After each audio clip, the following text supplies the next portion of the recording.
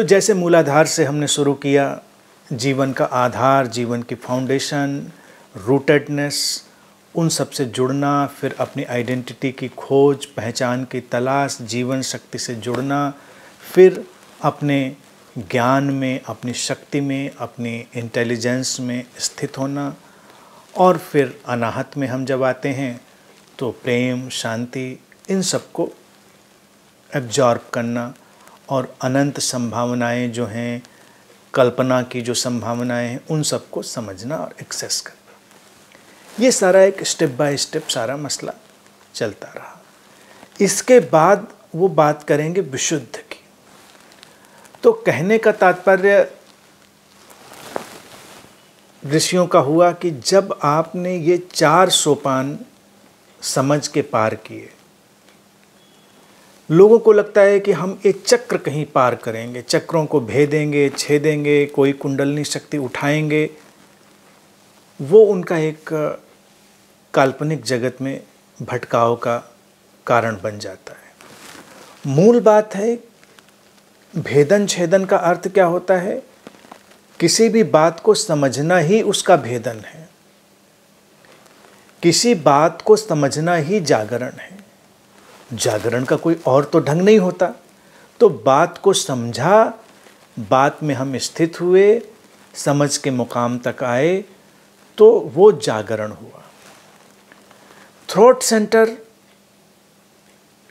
जिसको विशुद्ध चक्र भी कहते हैं, कुछ लोग उसको विशुद्धि भी कहते हैं, अपने आप में बड़ा ही खूबसूरत ढंग है। कहने का तरीका इतना खूबसूरत, मैं बहुत अभिभूत हूँ इन सारे शब्दों से। इसीलिए एक रास्ता तो ये है कि इन सारे चीज़ों को रिजेक्ट करके आगे बढ़ा जाए, लेकिन मुझे लगता है कि भारत की परंपरा में ये इतने खूबसूरत प्रयोग हुए हैं जिनको हमें पुनर्जीवित कर लेना चाहिए, जिनको हमें ठीक से फिर से समझ लेना चाहिए, और उनके आसपास जो भ्रम की, भ्रांति की, तमाम तरह की उलझाव की जो परतें हैं, उनको हटा दिया जाए। अब विशुद्ध चक्र देखिए क्या है। अब वो कह रहे हैं कि ये जो स्थान है ये विशुद्धि का है। विशुद्धि क्या हुई? विशेष शुद्धि, स्पेशल प्योरिटी।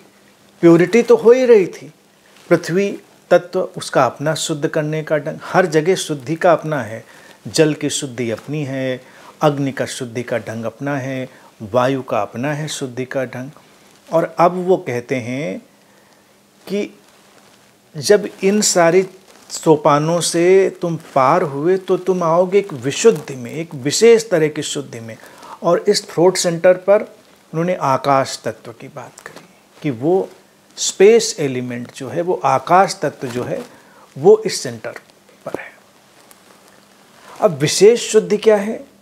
शुद्धि के सारे आयामों का इकट्ठा हो जाना, शुद्धि के सारे आयामों का सिमट कर खिल जाना और उनका अभिव्यक्त होना, उनका एक्सप्रेशन आना।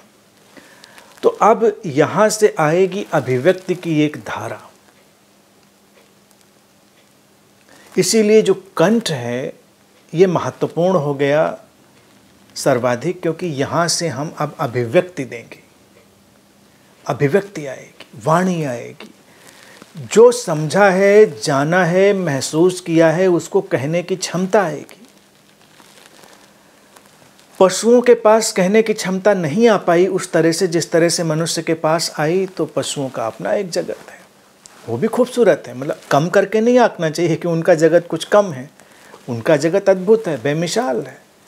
लेकिन मनुष्य की जो संभावनाएं हैं, उनकी खिलावट है, उनकी ऊंचाइयों पर उठ जाने की जो सारी शक्तियां हैं, वो अनूठी हैं। और वो आती हैं इस विशुद्धि के कारण। यानी कि जब एक विशेष शुद्धि से गुजर गया हमारा सारा सिस्टम और हम अब अभिव्यक्ति में सक्षम हो गए, तो वो अभिव्यक्ति बहुत कुछ बदलाव लाएगी, जीवन को रूपांतरित करेगी अभिव्यक्ति।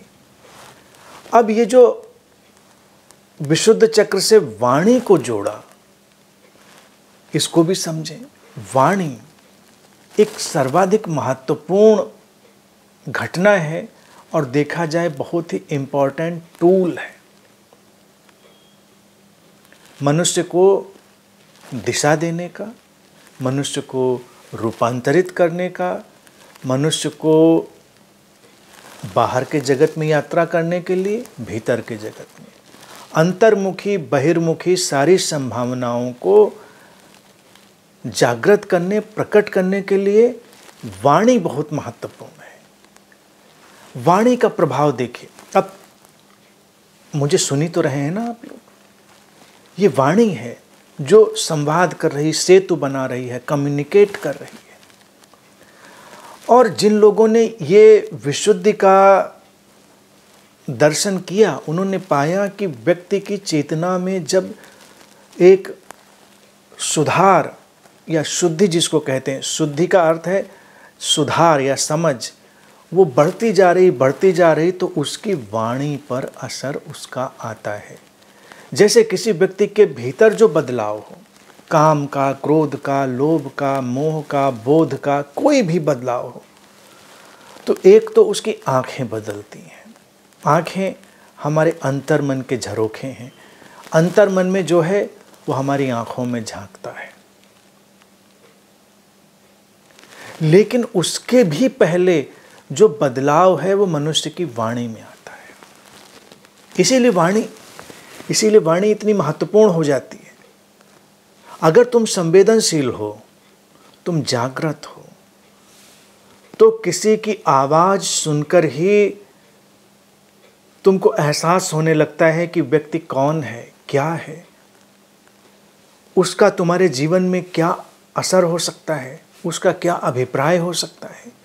इस वाणी के पीछे हिंसा छुपी हुई है, चतुराई छुपी हुई है, वासना छुपी है, भय छुपा है, या इस वाणी के पीछे प्रेम है, करुणा है, शांति है, क्या है। वाणी सब कुछ को प्रकट करती है, परिलक्षित करती है।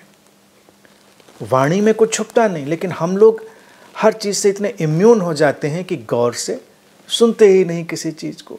यानी किसी की आवाज़ को भी हम कहाँ गौर से सुनते हैं, बस सुन लिया हमने रूटीनी ढंग से। लेकिन अगर आप थोड़ी देर शांत और सजग होकर किसी की आवाज़ को सुने, तो उसके आवाज़ का जो टेक्सचर है, उसकी आवाज़ की जो वीविंग है, जो बुनावट है, जो तुम्हारे कानों से टकरा कर वो एक तरंग पैदा कर रही है, उसमें उस व्यक्ति का सब कुछ छिपा है। उसकी शुद्धता अशुद्धता सब वहाँ पर समाहित है।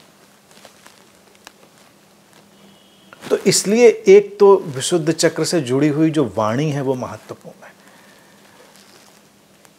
वाणी पर काम हम कर सकते हैं, और अगर हमने अपने ऊपर काम किया है तो वाणी प्रभावित हो जाएगी। टू वे है एक्शन, ये टू वे एक्शन है। विशुद्ध चक्र इसीलिए, अगर किसी विशुद्ध चक्र यानी कि ये जो संवेदना का केंद्र है, जब मैं बात कर रहा हूँ तो पारंपरिक भाषा और वास्तविक भाषा दोनों को एक साथ लेकर चल रहा हूँ, इसलिए कंफ्यूज मत होइएगा। जब मैं कहता हूँ चक्र, तो चक्र सुंदर शब्द है, मैंने उसको एक्सप्लेन कर दिया है, लेकिन ये नहीं कि यहाँ पर कोई चक्र है। एक केंद्र है, एक ऊर्जा का यहाँ पर एक ट्रांसमिशन है, एक हमारे शरीर मन का एक ऐसा संपर्क है जो उस जागतिक चेतना से संवाद करता है। तो ये जो बिंदु है, इसमें अगर विकृति पैदा हो तो व्यक्ति की वाणी खराब हो जाती, कटु, कर्कश, चोट पहुंचाने वाली वाणी। ये केंद्र अगर संतुलित है तो मधुर सृजनात्मक वाणी, करुणापूर्ण वाणी। लेकिन वाणी की कोई आर्टिस्टिक बनावट से इसका असर नहीं है, इसीलिए अनाहत के बाद हमने विशुद्ध को रखा। जब व्यक्ति अनाहत की अवस्था में आ गया, चोट पहुंचाने और चोट खाने की अवस्था से ऊपर चला गया, वो अनाहत हो गया, तब अगर वो बोलेगा तो वो बोलना सार्थक होगा, वो लोगों को लाभ पहुंचाएगा। बोलने की तो संभावना सभी को मिली है, आप बोल सकते हैं बेशक, लेकिन अगर साधना की दृष्टि से देखें तो उन्होंने कहा कि अनाहत के बाद विशुद्धि, यानी कि जब इतनी विशेष शुद्धि आपके अंदर आ जाए, इतनी प्योरिटी, और वो विशेष शुद्धि तो यही है अनाहत की अवस्था से गुजर जाना। और अनाहत पर जैसे वायु तत्व था, यहाँ पर स्पेस है, शून्यता है, शून्यता का ये केंद्र है। उस समय एक एक शब्द सृजनात्मक हो उठता है। इसीलिए विशुद्ध चक्र पर बहुत सारी बातें कही गई हैं पारंपरिक साहित्य में, और उनके अपने सिंबॉलिक मतलब भी हैं और तमाम बातें बेकार की भी हैं। भारतीय परंपरा में हम देखें, शिव को नीलकंठ कहा, उनके इसी विशुद्ध केंद्र को हम नीला दिखा देते हैं। उन्होंने यहाँ पर हलाहल विष धारण कर लिया। अब ये विष धारण किया और शिव ने किया, तो ये सारी जो प्रतीकात्मक परंपरा है, देखें कि शिव तो शून्यता के ही प्रतीक हैं, शिव शून्यता के प्रतीक हैं। शून्यता में आकर जीवन के विष से हम एक समाधान ढूंढ सकते हैं, जीवन के विष से हम अमृत की तरफ यात्रा कर सकते हैं। और ये जो शिव का प्रतीक लिया, इसको और कई अर्थों में समझें तो बड़ा महत्वपूर्ण हो जाएगा। हर चक्र पर अपना एक यात्रा का जो क्रम था वो चलता है। हर चक्र का मतलब हर स्टेप अंडरस्टैंडिंग का, साधना के लिए हमने समझने के लिए उनको तोड़ दिया है कि ऐसे ऐसे आगे आगे तुम चलते जाओगे। भारत का जो प्रतीक समुद्र मंथन का है, उसको भी ध्यान रखें, बड़ा महत्वपूर्ण प्रतीक है, उसको मैंने बहुत बार चर्चा की। और यहाँ पर भी हमारे इस चक्रों को समझने के लिए, कुंडलनी को समझने के लिए, सबको समझने के लिए, कुंडलनी का प्रतीक में भी देखिए सर्प को लेते हैं, और समुद्र मंथन में भी सर्प मंथन करने की रस्सी है। देवता और असुर दोनों उसमें अपना काम कर रहे हैं, दोनों उसको खींच रहे हैं। भारतीय पौराणिक मिथक कहते हैं कि जो देवता और असुर हैं, सुर और असुर हैं, वो आपस में भाई हैं, वो एक ही पिता की संतान हैं। अर्थात वो कहते हैं कि ये जो द्वैत है, सकारात्मक नकारात्मक का, वो उसका सोर्स एक ही है और द्वैत रहता है। ये खींचातानी चलती रहेगी, ये मंथन चलता रहेगा। इस मंथन को हमें हमेशा सजग होकर देखना पड़ेगा। जीवन के हर पड़ाव पर, आप फंडामेंटल जगह पर हैं, यानी अगर हम मूलाधार की बात करें, बिल्कुल आप जीवन की बेसिक चीज़ों से जुड़े हैं, तो भी एक मंथन है, खिंचाव है। कुछ असुर जैसी, असुर हम उसको कह रहे हैं जो सिंक्रोनिसिटी में नहीं है, सिंक्रोनाइज्ड नहीं है। लेकिन असुर जो शब्द है, उसका जो अर्थ है वो अपने में बड़ा अद्भुत है। उसका अर्थ भारत में अलग तरह से भी उपयोग होता रहा है। अश्व को कहते हैं प्राण, और रा है उसको धारण करने वाला, यानी कि जो प्राणवान है, जो शक्तिशाली है, वो असुर हुआ। देवता, हम देव या सुर उनको कहते हैं जिनके अंदर शुभ चिरंतन गुणों का एक वास है। और असुर शब्द का ही अर्थ हुआ एक शक्तिशाली ऊर्जावान स्थिति। तो हमारे अंदर जो भी भाव हैं, उनमें एक ऊर्जा है, एक प्राण है, वो बेकार नहीं, क्योंकि एक ही स्रोत से दोनों पैदा हुए हैं, दोनों में रस्साकसी चलेगी। ये जीवन के क्रिएशन की तरफ जाने की बात है। ये नहीं कि तुमको एक चीज़ को मिटा देना है तो दूसरे की तरफ जाना है। इसी कथा में जब शिव की एंट्री होती है, इसीलिए मैं बता रहा हूँ विशुद्ध चक्र के लिए। अब ये मंथन हर जगह, हर मुकाम पर, हर सेंटर पर, हर पड़ाव पर साधना के चलता रहेगा।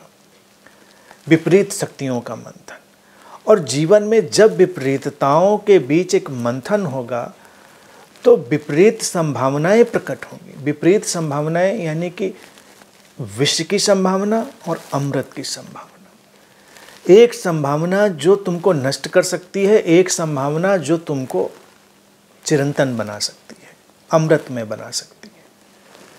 कथा ये कहती है कि देवता भी अमृत चाहते हैं और असुर भी अमृत चाहते हैं, यानी कि जो संभावनाएं हैं विपरीत की वो सब चिरंतन होना चाहती हैं। एक अर्थ में सब चिरंतन हैं, लेकिन उस चिरंतनता की चाह हर संभावना में, चाह का अर्थ है पॉसिबिलिटी, चाह ऐसा नहीं कोई कॉन्शियस चाह, पॉसिबिलिटी। और जब इस मंथन में कहते हैं विष पैदा होता है तो शिव प्रकट होते हैं, शिव की एंट्री, और उसको वो धारण करते हैं अपने कंठ, नीलकंठ होते हैं। शिव की एंट्री कब होगी? जब तुम हर सोपान पर लगातार बहुत जागरूक रहोगे। शिव हमारे चैतन्य का एक सिंबॉलिक वर्ड है। हम जब अवेयर रहेंगे, इसीलिए देखिए भारत में एक परंपरा चलती है शिवरात्रि की। हर महीने शिवरात्रि आती है और एक दिन खास तौर से उसको बड़े तौर से लोग सेलिब्रेट करते हैं। तो शिवरात्रि में कई जगह मिथक ये है, लोग एक दूसरे को जगा के रखते हैं। तो कई लोग उसमें एक बड़ा सा एक फनी सा काम करेंगे एक दूसरे को जगाने का। अब ये जो है ना, ये चीज़ें होती हैं कि डिरेल्ड हो गई चीज़ें, अंधविश्वास में चली गई चीज़ें कि क्या करना है, दूसरों को नहीं जगाना है, हमको जागे रहना है। शिव हमारे भीतर की उस जागृति की अवस्था का नाम है। वो चैतन्य जागा रहे, तो अगर वो चैतन्य हमारे भीतर जागरण में बना रहा, तब क्या होगा? जब भी वो विष की संभावना होगी उसको हम धारण करने में सक्षम होंगे। और विष तो हर कदम पर आएगा, अमृत भी आएगा, वो संभावनाएं हर कदम पर आएंगी। और उसके लिए ही विशुद्ध चक्र यानी इस केंद्र की पॉसिबिलिटी की तरफ इशारा किया गया। क्यों कंठ में ही धारण कर लिया? माथे पे धारण कर लेते, हृदय में कर लेते, कहीं कर लेते नहीं। तुम्हारी जागृति जब तुमको अनाहत के मुकाम पर ले आई है, जब तुम अनाहत के मुकाम पर आ गए हो, तो उसके आगे शून्यता है, उसके आगे खालीपन है, और उसमें ही इस विष को धारण किया जा सकता है। जो व्यक्ति अभी अनाहत के मुकाम से नहीं गुजरा, वो विष से अपना कोई भी रिश्ता नहीं बना सकता, विचलित होगा, परेशान होगा, नष्ट होगा। लेकिन विशुद्धि पर, अर्थात जब तुमने वो सारे सोपान समझ के पार कर लिए, अब तुम स्थिर हो। और वो प्रेम और शांति का केंद्र था। प्रेम और शांति से तुम्हारा रोम रोम आपूरित है। तो जीवन के द्वैत में वो विपरीतता जिसको हम विष कहते हैं, विष अर्थात जो तुमको नष्ट करने वाली विपरीतता है, उसको भी तुम अपने कंठ में धारण करते हो। कंठ में धारण करते हो अर्थात शून्यता में लीन कर देते हो। और शून्यता में लीन करने के बाद जब वो अभिव्यक्ति होती है, तो वो अभिव्यक्ति अमृतमय हो जाती है। जिसने अपने कंठ में विष धारण किया, उसी की वाणी अमृतमय होगी। वही महादेव होगा, देवों का देव होगा। क्यों महादेव होगा देवों का देव? क्योंकि अब वो शून्यता के जगत में वास कर रहा है। जो कुछ है विपरीतता का नृत्य, वो इस शून्य में लीन हो जाता है। अब तंत्र और योग की परंपरा में एक और लेयर देखें। वो लेयर इस यहाँ पर आकर तुमको एक और खूबसूरत इशारा देगी। वो लेयर कहती है कि जब हम पंचकोशों की बात करें, चक्र और पंचकोश वो सब पैरेलल समानांतर बातें हैं। अब कहीं कोश भी नहीं होते हैं कि तुमको कहीं कोश ढूंढ लेना पड़े, एक एक लेयर ढूंढो, वहीं से सब विचलित हो जाते हैं। पंचकोश यानी कि जो पांचवा लेयर है जिससे जुड़ता है विशुद्ध चक्र, वो है आनंदमय कोश, ब्लिस बॉडी। अब तुम्हारे जीवन में ब्लिस का अवतरण होता है, आनंद का अवतरण होता है, और आनंद की अभिव्यक्ति होती है, एक्सप्रेशन होता है। अनाहत शांति और प्रेम का केंद्र है, लेकिन शांति और प्रेम ठहरी हुई भी हो सकती है, शांति और प्रेम अनभिव्यक्त भी हो सकता है, अनएक्सप्रेस्ड भी हो सकता है। शांति और प्रेम जरूरी नहीं हमेशा अभिव्यक्त पाए, और शांति का अपना एक जगत है, उसकी अपनी एक स्थिरता है, उसका अपना एक ठहराव है। लेकिन जब उस पड़ाव से आगे जाएंगे, उस समझ से आगे जाएंगे, विशुद्ध पर आएंगे, तो आनंद के लोक का अवतरण होगा। आनंद, और वो आनंद तुम्हारी वाणी से प्रकट होगा, तुम्हारी पूरी बीइंग से प्रकट होगा। वो तुमको हर तरफ से घेर लेगा। आनंद की घटना ऐसी नहीं है जिसे छुपाया जा सके। उदासी नहीं छुपाई जा सकती, विषाद नहीं छुपाया जा सकता। छुपाया तो बहुत कुछ नहीं जा सकता, लेकिन तुम आनंदित हो तो छुपाना बहुत मुश्किल है। शांत हो तो फिर भी कुछ छुपने की गुंजाइश है। इसीलिए बहुत बार प्रेम लोगों में होता है, लेकिन उनका प्रेम दिखता नहीं, और वो बड़ी मुश्किल में रहते हैं। उनको लगता है नहीं, प्रेम तो है मेरे भीतर, मैं अनकंडीशनली भी चाह रहा हूँ, अनकंडीशनली भी मैं व्यवहार कर रहा हूँ, लेकिन किसी को पता नहीं चलता कि ये प्रेम करता है या इसके अंदर कोई प्रेम है। वो तब तक नहीं पता चलेगा जब तक एक कदम और आगे नहीं जाएगा, व्यक्ति एक पड़ाव और नहीं पार करेगा।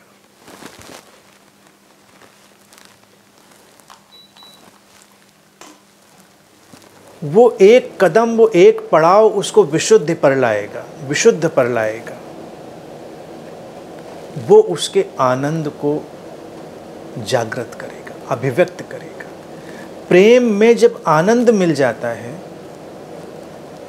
शांति में जब आनंद मिल जाता है, तो शांति और प्रेम वर्केबल हो जाता है, काम चलाओ। जैसे सोना है शुद्ध रूप में, लेकिन अभी उससे गहना बनाना मुश्किल है, तो थोड़ी उसमें कुछ मिलाते हैं। सोने में तो मिलावट करते हैं, इसमें मिलावट नहीं है, इसमें तो अच्छी चीज़ में अच्छी चीज़ मिलाते हैं, यानी कि शांति में थोड़ा आनंद मिलाएं। हालांकि इसको हम कहें तो उदाहरण लोगों को थोड़ा वैसा लगेगा कि मिलावट जैसा, लेकिन जैसे दूध में पानी मिलाना, पानी भी शुद्ध है, दूध भी शुद्ध है, दोनों को मिलाएं तो वैसी कुछ अवस्था। आनंद की शुद्धता शांति से मिलकर अभिव्यक्त होने लगती है, प्रेम से मिलकर अभिव्यक्त होने लगती है, और फिर तमाम संभावनाएं प्रकट होती हैं। यहाँ पर यहीं से शब्द से निःशब्द की यात्रा होती है, यहीं से विचार से निर्विचार की यात्रा होती है, और ये सब एक वर्तुल में बंध जाता है कि फिर निर्विचार से विचार प्रकटते हैं और वो बहुत शक्तिशाली हो जाते हैं। शब्द जो निःशब्द में चले गए हैं, वो निःशब्द से फिर शब्द में आते हैं और बहुत शक्तिशाली हो जाते हैं। शब्द जब तक निःशब्द में न गया हो, शब्द जब तक शून्यता के रस में न डूबा हो, शब्द बेजान होता है, उसमें प्राण नहीं होते। विशुद्ध का जो आकाश है, विशुद्ध की जो शून्यता है, जो निःशब्द वहाँ पर व्याप्त है, जब वहाँ से शब्द निकलते हैं तो वो शब्द सर्वाधिक शक्तिशाली शब्द हो जाते हैं, सर्वाधिक शक्तिशाली वो वाणी हो जाती है। संभावनाएं हैं सारी। यहाँ भी एक अभिमंथन है, यहाँ भी मंथन है, विचार निर्विचार का, शब्द निःशब्द का, अभिव्यक्ति अनभिव्यक्ति का, बहुत सारा है, विष और अमृत का। एक व्यापक जगत की परिकल्पना हमने विशुद्ध केंद्र पर करी, और विशुद्ध का हमने शब्द इसीलिए गढ़ा कि अब सब कुछ स्पेशली प्योर हो जाना है, विशुद्ध हो जाना है। इस मुकाम तक आते आते जीवन में सब कुछ अब पूरी तरह प्योर हो जाना है, उसमें कुछ भी अब इम्प्योरिटी नहीं रहनी है और रहेगी भी नहीं। अगर हमने ठीक ठीक यात्रा करी है तो यहाँ पर आकर कोई इम्प्योरिटी नहीं रहेगी। हालांकि इसी विशुद्ध पर लोग तमाम तरह की ऐसी अवधारणाएं भी लेकर आते हैं जो अवधारणाएं उनको भटकाने वाली बन जाती हैं। जैसे अनाहत पर कल्पना का बहुत बड़ा जगत था, कल्पना की शक्ति थी, कल्पना का भटकाव था, लेकिन एक ही कदम आगे बढ़ते ही चूँकि ये अभिव्यक्ति का केंद्र आ जाएगा सामने, मैनिफेस्टेशन का केंद्र आ जाएगा, तो तुम्हारी कल्पनाएं जागृत होने लगेंगी, तुम्हारी कल्पनाएं साकार हो सकती हैं। तो उन साकार कल्पनाओं से लोगों ने तमाम जगत की, तमाम लोकों की, तमाम देवी देवताओं की, तमाम चीज़ों की ऐसी साकार कल्पनाएं कर डाली। उनको लगेगा कि वो हकीकत है, लेकिन वो हकीकत नहीं है, वो तुम्हारी ही अपनी रचना है। जैसे तुम कोई गीत लिखो या गाओ तो वो तुम्हारी एक रचना हो गई, तुम कुछ कहो, तुम्हारी वाणी अपना काम करे, वो एक रचना हो गई। इसी तरह से विशुद्ध की संभावना पर जब तुमने कल्पना और कल्पना की जो शक्ति थी उसको एक्चुअलाइज किया है, उस पड़ाव से आगे गए हो, तो वो कल्पनाशीलता बहुत प्रखर हो जाती, बहुत ही तीव्र हो जाती है। वहाँ पर सावधान रहना होता है। बहुत सारा लिटरेचर अगर तुम उठाकर देखोगे तो इन्हीं बातों से भरा है। विशुद्ध चक्र पर रहस्यात्मक बातों की, रहस्यात्मक लोकों की, रहस्यात्मक एंटिटीज़ की, उन सब की चर्चा वहाँ पर वो करते हैं। वो सब बेसलेस है, अयथार्थ है, उसका कोई भी मूल्य नहीं है। वो उसी ज्ञान का एक अवशिष्ट है जिसकी मैं चर्चा करता हूँ। मूल बात को समझना है। और ऋषि लोग इतने चतुर थे, इतने क्लेवर थे, उन्होंने जब नाम दिए तो उन्होंने ये मान के चले कि इन नामों से ही कोई उसको समझ लेगा पूरा का पूरा। जैसे भारत के पौराणिक मिथकों की मैं बात करता हूँ, वो पूरे के पूरे मिथक हमारे साइकोलॉजिकल, हमारे गुणों के इंटरप्रिटेशन के लिए हैं, लेकिन कहानियों में कैसे पिरोया है कि कहानियाँ भी अच्छी लगती हैं, कहानियाँ सुनने में भी मज़ा आता है और आपको वो बात समझ में भी आ जाती है। ये कहने का एक ढंग है। तो ये चक्रों की बात जो कही गई है, इसका ये एक अद्भुत अनूठा ढंग है कहने का। अब अगर इस पर तुमको इस मुकाम पर सबसे अच्छा काम करना है तो क्या करोगे? क्या करोगे? विशुद्ध पर अगर सबसे अच्छा काम करना है तो अपने जीवन में मौन को जगह दो। जो व्यक्ति मौन होना नहीं जानता वो मुखर होना भी नहीं जान पाएगा। मुखर वही सार्थक है जो मौन में पगा है। तो अपने दिन प्रतिदिन के जीवन में आधा घंटा घंटा मौन में बिताना। ध्यान की सर्वाधिक महत्वपूर्ण स्थितियां इसी विशुद्ध से प्रारंभ हो जाती हैं।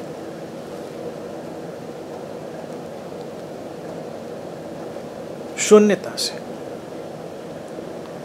ध्यान की जो विशुद्ध स्थिति है वो इसी बिंदु पर हमारे सामने प्रकट होती है।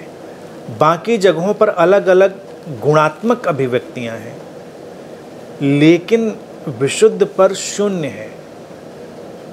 शून्य में खो जाना है। वो अनमैनिफेस्टेड सोर्स, अनभिव्यक्ति और सारी संभावनाओं को समेटे हुए जो सत्ता है उसका केंद्र है। तो मौन से जुड़ेंगे। अपने जीवन में जितना मौन को जगह देंगे उतना ही जीवन ज़्यादा शुद्ध होगा, उतना ही विशुद्धि के केंद्र को समझना संभव होगा। मौन एक ऐसी चीज़ है जो हर तल पर आनी है, वाणी से भी, व्यवहार से भी, कार्य से भी, विचार से भी, भाव से भी। मौन एक व्यापक घटना। मौन ये नहीं कि तुम होंठ बंद करके बैठ गए तो मौन हो। कई लोग होंठ बंद करके बैठ जाते हैं, उनका पूरा शरीर बोलता है, आंखें बोलती हैं, नाक, कान, रोया रोया बोलने लगता है। इतना ऐसा लगता है ये व्यक्ति चिल्ला रहा है। तो ऐसे मौन लोगों को देखकर तुम घबरा जाओगे। मौन ऐसा है जब सब ठहर गया है, सब ऐसी शीतलता में चला गया है कि तुम हो या नहीं हो इसका ही पता नहीं चलता। शिव को हमने शून्यता का, मौन का प्रतीक माना, इसीलिए हमने उनको कैलाश पर अवस्थित कर दिया। अर्थात एक ऊंचाई है, एक सन्नाटा है, एक ऐसी फ्रीज्ड स्टेट है जहाँ पर कुछ भी अब पता नहीं चलता, होना और ना होना पता नहीं चलता। तुम्हारे भीतर विचारों का उपद्रव नहीं है, भावनाओं का उपद्रव नहीं है। तुम उन सब से डिटैच होकर, उन सब से अलग होकर थोड़ी देर इस मौन में आते हो। जितना तुम मौन में आओगे उतना ही जीवन और शुद्ध होगा, उतना ही तुम्हारा आनंद का तल और प्रकट होगा। ये है जीवन के उस मुकाम की बात जिसको हर कोई चाहता है। जीवन में हर कोई आनंद चाहता है। किसी से पूछो ये जो कर रहे हो इसका क्या मतलब है, इससे तुम क्या चाहते हो? वो आनंद चाहता है। लेकिन आनंद आएगा तब जब जीवन विशुद्ध होगा, जीवन पूरी तरह से प्योर हो चुका होगा। अब प्योर होने के लिए तुमको क्या करना है वो सारी बातें मैंने बताई। धर्म के जगत में इस प्योरिटी को अलग अलग रूपों में लोगों को डाल के बताया गया कि ये नहीं खाना, वो पीना नहीं, ये ऐसा करोगे तो वैसा करोगे। वो शुद्ध होने की कोशिश कर रहे हैं।